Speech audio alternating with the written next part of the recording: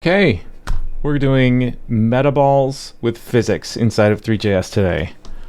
And this is what we're building. How cool is that?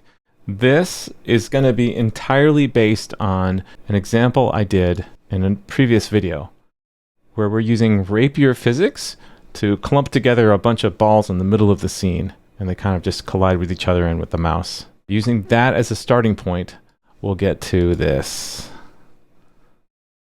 The idea for this was inspired by this example by drcmda, who posted this on the Three.js Reddit. I just think it's beautiful.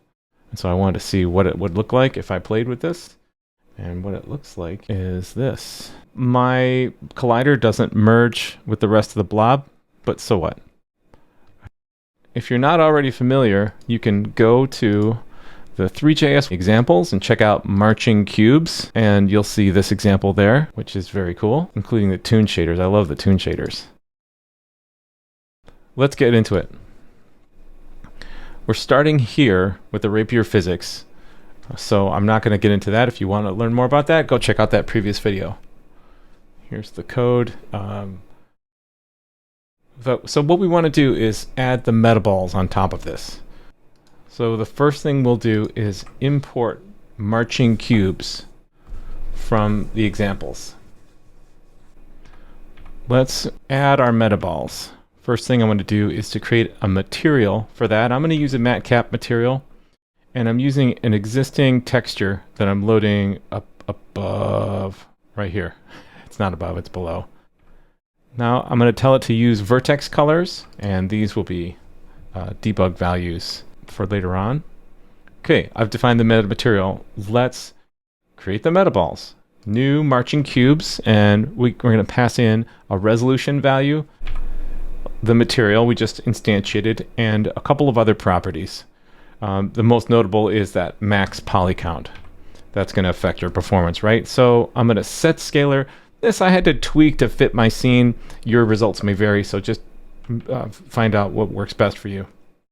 And set this isolation value. What this is the blobbiness or the size. We'll play with it in a second and find out. Now I want to create an update method that we can call every frame.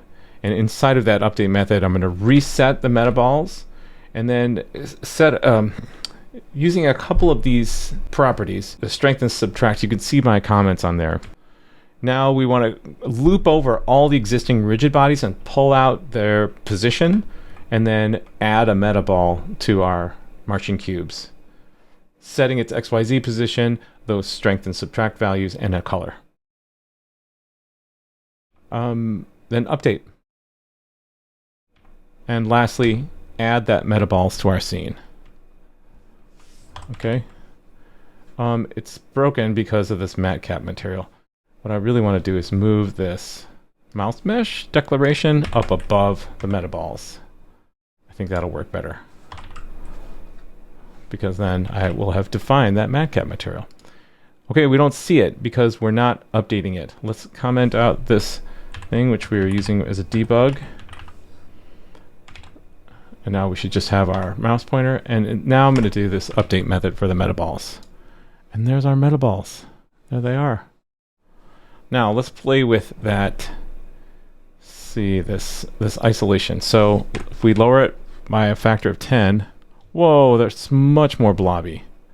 And again, whoops, can't divide by 0. Okay, it's really dark and really blobby. So if I make it 10,000, I can't even see him anymore. Hang on, let me turn off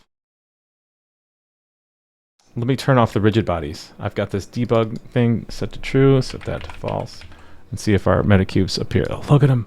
They're so small. Actually, let's try 2,000. See what happens. Yeah, that's not right. It looks disgusting. Whoops. Something to play with would be try a different material. Instead of a matcap material, why don't we say const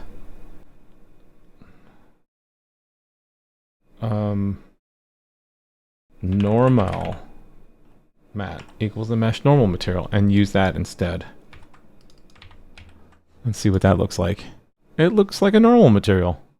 Like some RGB Pepto-Bismol floating around. Not great. You know what might be great is a mesh physical material. Let's try a glass mat and see how that looks on these metaballs. It might be kind of dark. Oh my, that didn't work. There, that's better. Yeah, it's not great. Is that because I need lights in the scene? I think it probably means I need lights.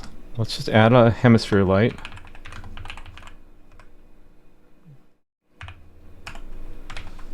Does that help? Not really. Let's turn on debug and maybe we can see the kind of bobas inside. Oh, look at that. Well, I didn't expect that. If we turn off flat shading, well, maybe it'll look different. Are you kidding me? How cool is that? Oh, that is wild. If I were to set the scene background or maybe use an environment, oh my god. Let's just do the scene background real first. Scene.background equals a new color, which will be kind of a dark blue. Yeah, look at that. Oh, that's so wild. I kind of love it.